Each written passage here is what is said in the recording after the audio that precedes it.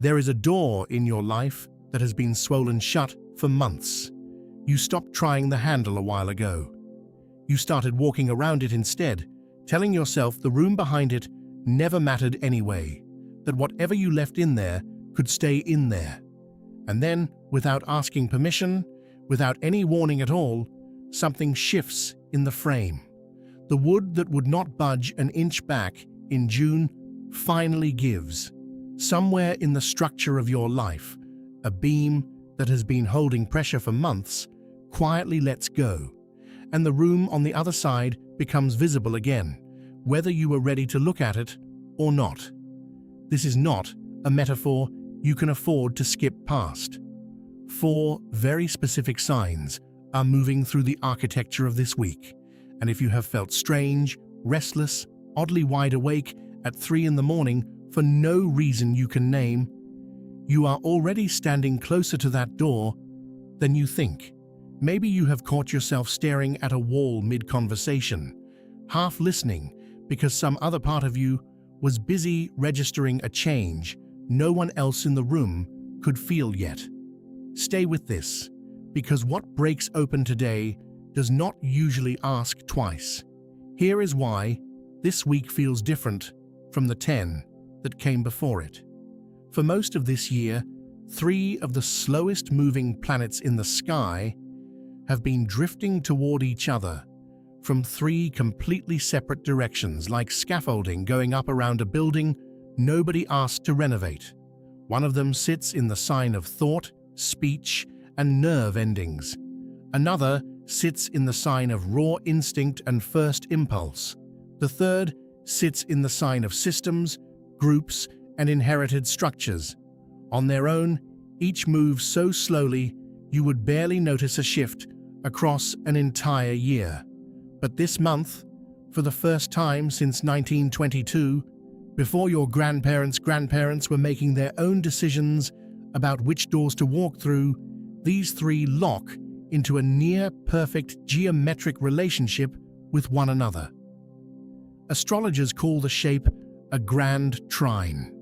An engineer might call it a truss, 3 points sharing weight together, distributing pressure so no single beam has to hold everything alone. It will not happen like this again until the year 2337. You are alive for the only pass most of us will ever get. This is not a countdown to catastrophe, and nothing about this window guarantees a specific outcome for you today, tomorrow, or next week. Astrology, at its most honest, never promises what will happen. It points at what has opened. But an opening this rare deserves your attention, because openings this rare do not stay open indefinitely. The load-bearing walls of routines, relationships, and self-concepts that have quietly held your life in place are being tested this month, gently in some places, sharply in others. Some of what gets tested will hold, some will not, and what does not hold was probably never meant to be permanent to begin with. Layered on top of that, the largest planet in the sky has just moved into the sign of identity, creativity, and being seen, and it is now reaching out to touch all 3 points of that triangle at once, turning a quiet structural shift into something you can actually feel in your chest.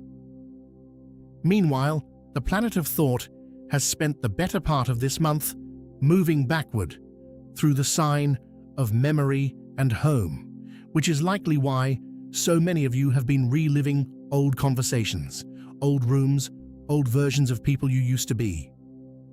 That backward motion is finishing now. The rewind is ending.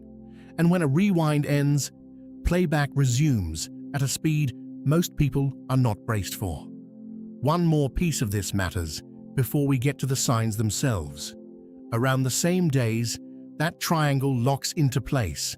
The largest planet forms a second separate connection to it, a shape older astrologers used to call a basket or a cradle, where every major point in the sky is loosely held inside one wide, stabilizing arc. The word cradle is doing real work there. It does not mean nothing is shifting. It means the shifting is happening inside something that is structurally built to hold weight rather than collapse under it. You do not need to know the exact degrees or the technical mechanics of any of this for it to apply to you. What matters is simpler. This window is unusually good at converting pressure into motion instead of pressure into damage, provided you are willing to move when the opening appears instead of waiting for a guarantee first. It is also worth saying plainly that not everyone will feel this with the same intensity. Some of you will read the 4 signs below and recognize every single one within the same week. Others will only recognize one faintly, and that is not a lesser experience of this window. It simply means the pressure is landing on a different, quieter part of your life right now.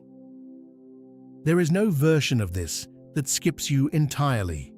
There is only a version that arrives loudly and a version that arrives as a whisper you almost miss. That is the structural context. Here are the 4 signs that tell you whether you are someone this window is already moving through. Sign 1.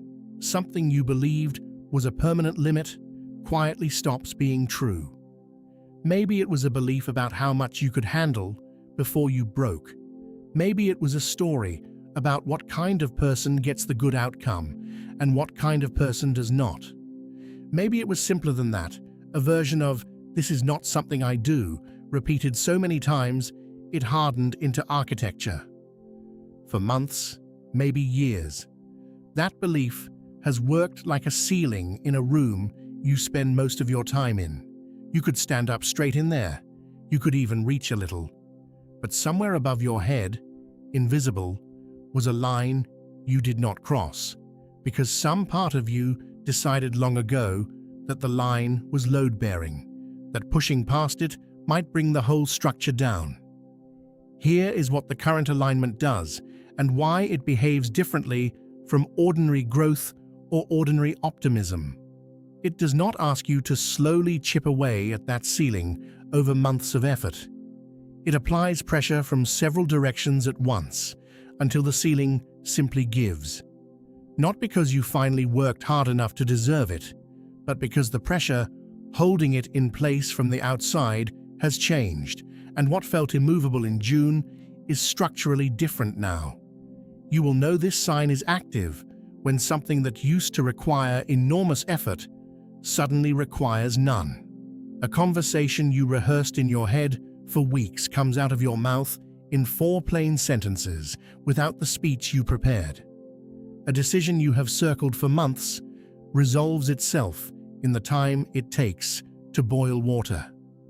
A fear that has quietly steered your choices since you were much younger loses its grip mid-sentence while you are doing something entirely unrelated, washing a dish, waiting at a red light, half listening to a song you have heard 100 times before. This is not the same as forcing a breakthrough through sheer willpower. You cannot manufacture it today by trying harder. What you can do is notice it when it happens instead of explaining it away. Most people, when an old ceiling suddenly lifts, do something strange. They get suspicious of the relief.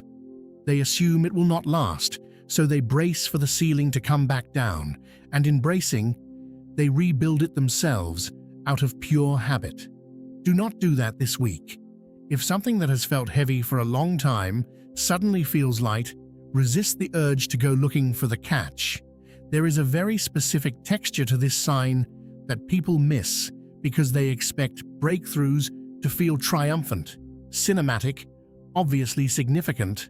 Most of the time, they do not.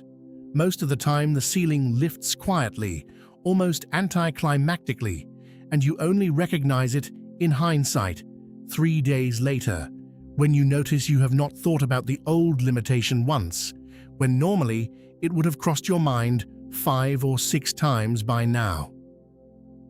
That absence is the sign. The thing that is no longer there is louder, than anything that replaced it. If you want a concrete way to test whether this is happening to you, ask yourself one honest question today. What is something I stopped attempting a while ago? Not because I tried and failed, but because I decided in advance that trying was pointless. Sit with the real answer. Then notice over the next few days whether that particular door looks different when you glance at it. Not necessarily wide open, just different, unlocked in a way it was not before. This sign tends to land hardest for people whose limiting belief was inherited rather than personally earned. A ceiling installed by someone else's fear, someone else's disappointment, someone else's idea of what was realistic, handed over before you were old enough to question it. If that sounds familiar, pay close attention. This week, the structure being tested is not only yours, it is one you were given, and you now get to decide whether you keep renting space beneath it. There is a second version of this sign worth naming separately because it looks almost opposite on the surface. Some of you are not waiting for a ceiling to lift. You already stepped past it weeks or months ago, quietly, without fanfare, and you have been standing in the taller room this whole time without fully registering that the old limit is gone. If that is closer to your experience, this window is not asking you to break through anything new. It is asking you to stop describing yourself using language that belongs to the version of you standing in the shorter room. Update the sentence you use to explain yourself to other people. The structure already changed. Your story about yourself is the last piece still catching up. Sign 2. An idea or an answer arrives somewhere you stopped checking. Not the place you have been actively searching. Somewhere else entirely.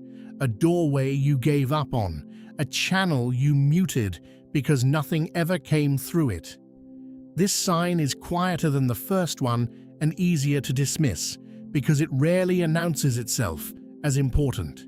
It shows up as a stray thought while you are doing dishes. A sentence someone says on the street that lands like it was aimed directly at the exact question you have been sitting with. A dream you remember in unusual detail. One that seems to answer something you never consciously asked out loud. The reason this is happening now has to do with two of those same slow-moving planets forming a supportive angle to each other this month. One governing instinct and raw creative fire, the other governing thought, communication, and the nervous system. When they cooperate like this, the usual wall between your logical, step-by-step thinking and your instinctive, associative thinking gets thinner. Insight stops arriving in the orderly, effortful way you are used to, where you sit down, work through a problem, and reach a conclusion through visible steps. Instead, it arrives sideways, already finished, as if it bypassed the workshop entirely and showed up as a completed object on your doorstep. Most people miss this sign because they were taught that real answers have to be earned through visible struggle. If an idea comes too easily, they assume it cannot be trustworthy, so they set it aside and keep grinding at the problem the old way, waiting for the harder, more effortful answer to show up and validate itself. This week, resist that instinct. An answer that arrives easily is not automatically a lesser answer. Sometimes ease is simply what happens when the channel has finally cleared. A useful way to tell this sign, apart from ordinary daydreaming, is speed. Ordinary stray thoughts drift and fade within seconds. This kind tends to arrive with a small jolt of specificity attached to it, a detail too precise to be random. A phrase worded exactly the way you would have worded it yourself if you had spent an hour searching for it. Pay attention over the next several days to the moments right before you fall asleep and right after you wake up.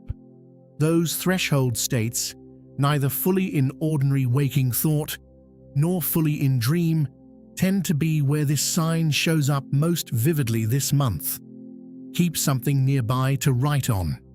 Not because every stray thought deserves to be treated as profound, but because the specific ones connected to this window have a tendency to dissolve within minutes if you do not catch them, the way dreams do. There is also a physical component worth naming. Some of you will feel this sign land in your body before it lands in your thoughts. A sudden prickle of attention, a held breath, a moment where the room seems to go very quiet, even though nothing around you actually changed. That sensation is not random. It is your nervous system registering that something significant just arrived, even before your conscious mind has caught up enough to name what it was.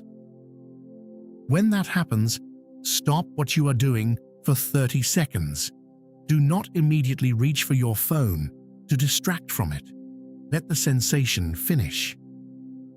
This sign also tends to arrive through other people, though rarely the people you would expect.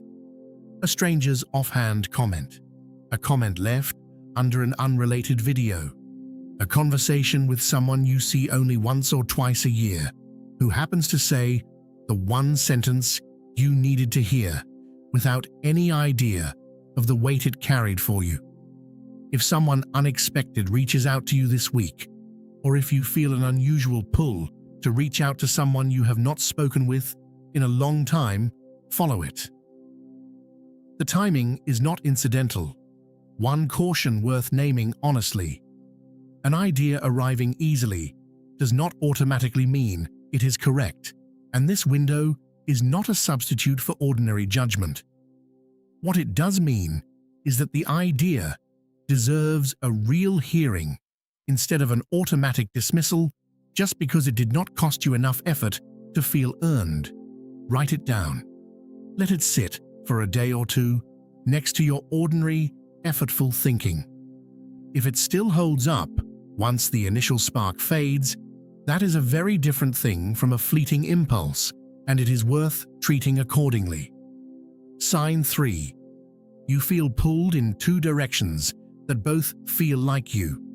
This is the sign people misread most often because it does not feel like confusion in the ordinary sense. It feels like two competing versions of your own wanting, both legitimate, both loud, both clearly yours, refusing to agree on which one gets to lead. One direction pulls you towards something deeply personal, a form of self-expression, a creative impulse, a desire to be visible and known exactly as you are, without apology or translation. The other direction pulls you towards something collective, a responsibility to a group, a community, a structure larger than your individual wants, a sense that your choices ripple outward and matter to people beyond yourself. This tension is showing up because the largest planet in the sky is currently making a direct opposition to one of the outer planets governing collective transformation, while sitting in the sign of personal creative identity and facing off against the sign of shared systems and group belonging. It is quite literally a sky-level negotiation between the individual and the collective, and this month you are being asked to participate in a smaller version of that same negotiation inside your own life. This can show up in ordinary, unglamorous ways that are easy to miss if you are expecting something dramatic. It might look like being offered a promotion that would mean less time for a creative project you have quietly kept alive on the side. It might look like a family obligation landing in the same week as a chance to do something entirely for yourself, something with no one else's name attached to it. It might be as small as noticing you agreed to something out of duty an hour ago and now feel a flicker of resentment about it, not because the obligation was wrong, but because no one asked what you actually wanted first. None of these moments require a dramatic decision on the spot. They are simply data, small signals showing you exactly where the negotiation between self and group is currently unresolved in your own life. Here is the trap most people fall into with this sign. They treat it as a problem to be solved immediately, a fork in the road where you must pick one path and permanently abandon the other. That urgency is not coming from the actual planetary picture. It is coming from discomfort with holding two true things at once. You do not need to resolve this tension by the end of the week. You need to notice it without collapsing it prematurely into a false choice. Ask yourself honestly which side of this pull you have been quietly ignoring in favor of the more comfortable, more socially rewarded option. For a lot of people right now, the personal, individual, self-expressive pull has been the neglected one, quieted for years in favor of being agreeable, being useful, being what a group needed rather than what you actually wanted. If that is true for you, this window is not asking you to abandon your responsibilities to the people around you. It is asking you to stop treating your own wanting as something that automatically has to lose. For others, it runs the opposite way. The personal pull has been loud for a long time, maybe too loud, drowning out a genuine responsibility to something larger than yourself that you have been avoiding because it felt heavier, less immediately gratifying, harder to point to as an accomplishment. If that describes you more accurately, this window is quietly asking whether your self-expression has started to cost people around you more than it is costing you. There is no universal right answer here, and anyone promising you one is selling something. What you can trust is this. The discomfort of feeling pulled in two directions at once is not a malfunction. It is what it feels like when a real negotiation is underway between two legitimate parts of who you are, and real negotiations take longer than a single week to settle. Notice the pull. Name both sides honestly, out loud if you can. Do not force a resolution just to relieve the discomfort of holding it. If you want a simple way to work with this, instead of just enduring it, try writing two short lists side by side, one titled, "What I Want for Myself," the other titled, "What I Owe the People Around Me." Do not edit either list for how it sounds. Most people discover the lists overlap more than they expected, and the sense of an impossible fork softens once both wants are sitting on paper in your own handwriting instead of colliding invisibly inside your chest. Sign 4. Your mind finally stops circling and lands.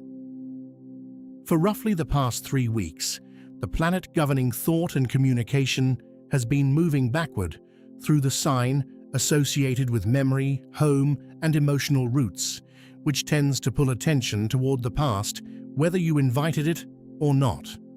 Old conversations replaying with better comebacks. Old rooms, old houses, old versions of relationships resurfacing uninvited. A general sense of reviewing, rather than deciding, revisiting, rather than moving forward, as if your mind kept hitting rewind on a scene it was not finished processing. That backward motion is ending now, and when it ends, something specific and noticeable tends to happen. The mental fog that made even small decisions feel unusually heavy starts to lift within a matter of days. Thoughts that felt tangled for weeks suddenly organize themselves into something you can actually act on. A conversation you have been avoiding because you could not find the right words finds them on its own, almost without effort, the moment the backward pull releases its grip. Some of you have spent these past weeks assuming the fog itself was the problem, something to push through or fix, rather than a temporary condition tied to a planet moving backward through the sky and now moving forward again. That distinction matters. You are not thinking less clearly because something is wrong with you. You are thinking in a different mode, a reviewing mode, rather than a deciding mode, and that mode has a natural endpoint built into it.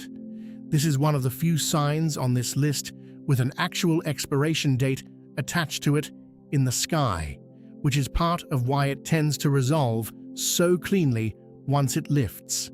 This sign is easy to miss because it does not feel dramatic. It feels like relief, and relief is quiet by nature. You might notice it first as simply sleeping better, or as a decision that had felt impossible for weeks suddenly seeming obvious. You might notice it as no longer rehearsing an old argument in the shower. The absence of mental noise you had gotten so used to that you forgot it was noise at all. Here is what matters most about this particular sign. Whatever clarity arrives once the fog lifts is not going to feel like a lightning bolt. It is going to feel like something you already knew, quietly confirmed. Trust that. The answers that show up this week, once your mind stops circling, are not new information being handed to you from outside. They are conclusions you are always capable of reaching that simply could not surface while your attention kept getting pulled backward. If you have been putting off a decision, a conversation, or a piece of communication because your thoughts felt too scrambled to trust, this is the week that changes. Do not force it in the first day or two. Let the fog clear on its own timeline. But when the clarity does arrive, and for most of you, it will arrive within the coming days, act on it while it is fresh. Clarity that goes unused has a way of clouding over again. Watch for this sign in small physical details as much as in your thoughts. Sleep that had been shallow starts holding through the night. An appetite that had gone strange, either barely there or reaching for comfort constantly, starts settling back into something more ordinary. A tension in your shoulders or jaw that you had stopped noticing because it had become permanent quietly releases. None of these are dramatic on their own. Together, they are the body confirming what the mind is only just catching up to. The circling has stopped, and it is safe to land. Before we get to what this means going forward, it is worth naming that these 4 signs rarely show up in isolation. For a meaningful number of you, 2 or even 3 of them will land in the same week, sometimes the same day, and the effect compounds rather than simply adding up. A ceiling lifting at the same time an answer arrives from an unexpected direction can feel disorienting in the moment, almost too much at once, before it settles into something that makes sense. If that happens to you, do not assume something has gone wrong because it feels intense. Intensity here is not the same as danger. It is closer to what it feels like when several separate pieces of scaffolding come down around the same building in the same afternoon, instead of spread out politely over a month. Give yourself permission to feel a little overwhelmed without treating the overwhelm itself as a problem that needs fixing. Now, here is the part almost nobody tells you honestly. Windows like this one do not stay this porous. The specific alignment moving through the sky this month, the rare triangle between 3 slow outer planets amplified by the largest planet in the sky, reaching out to touch all 3, is exact and active for a matter of weeks, not months, not years. What you notice, name, and act on during this window tends to set a tone that persists long after the planets themselves have moved on to their next configuration. What you dismiss, explain away, or talk yourself out of during this same window tends to require a much longer, much harder path back to the same opening later. This is not meant to frighten you into rushing. Rushing is not the same as paying attention. What this window rewards is presence, actually noticing what is happening in your own life this week instead of scrolling past it the way you scroll past everything else. The 4 signs described here are not abstract concepts floating somewhere out in the sky. They are specific, checkable experiences, a limit that suddenly does not apply, an answer arriving somewhere you stopped looking, a pull between 2 true parts of yourself, a mind that finally stops circling. If even one of these has already happened to you this week, you already know this is not a coincidence. There is also a quieter, longer version of this worth naming before we close. Not everything this window sets in motion will be visible right away. Some of what shifts today plants itself underground first, the way a foundation gets poured before anyone can see the shape of the building that will eventually stand on top of it. If nothing about the 4 signs above felt like it landed dramatically for you this week, that does not mean the window skipped you. It may simply mean your version of this is still curing, still setting, still doing the invisible early work that never looks like much until the structure it supports becomes impossible to miss.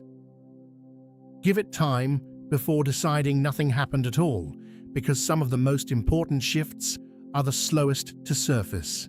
So here is what I want you to actually do. Not just here. Pick the 1 sign out of these 4 that landed hardest for you, the one where you thought, almost against your will, that is happening to me right now. Write it in a single sentence, in the comments, in your notes app, on a scrap of paper. It does not matter where, as long as it exists somewhere outside your own head. Naming it is not a superstition. It is how you make sure you do not talk yourself out of what you already noticed by the time next week arrives and the noise of ordinary life comes back in. And if you are the kind of person who reads something like this and immediately starts making a list of reasons it does not apply to you, sit with that instinct for a moment before you follow it. Sometimes, the loudest resistance shows up exactly where the truest thing was about to land. If you have made it this far, you are almost certainly someone who already senses when something in your life has shifted before you can fully explain it in words. That instinct has probably been right more often than you have given it credit for. This week is a good time to start trusting it a little more openly instead of quietly overriding it in favor of what seemed more reasonable. You do not need to announce a complete transformation to anyone. You do not need to have language ready for what this means long term. You only need to let yourself notice, honestly, which of these 4 doors has already started moving in your own life, and let that noticing be enough for today. If this reached you at the right moment, tell me which sign found you first in 1 sentence before you close this and go back to whatever you were doing. Not for anyone else's benefit, for your own. Naming something out loud, even briefly, tends to make it harder to quietly talk yourself out of later. You are not imagining the restlessness. You are not imagining the strange, sudden clarity in the middle of an ordinary afternoon. You are not imagining that something has felt different this week in a way you could not quite name until now. What breaks through today does not require your permission, and it does not care whether you believe in it. It only asks whether you are paying attention when it arrives. Long after this specific alignment has finished moving through the sky, you will likely remember this stretch of time less by its exact dates and more by the feeling of it. The sense of a door easing open after months of pushing uselessly against a frame that would not move. That feeling does not need a name to be real. It does not need anyone else's confirmation to count. What matters is that you were paying attention when the hinge shifted, while so many people around you were too busy, too distracted, or too committed to the idea that the door was permanently stuck to notice it had already started to move. You are the one who felt the hinge move before anyone told you to look for it, and that noticing, small as it feels right now, is the whole beginning.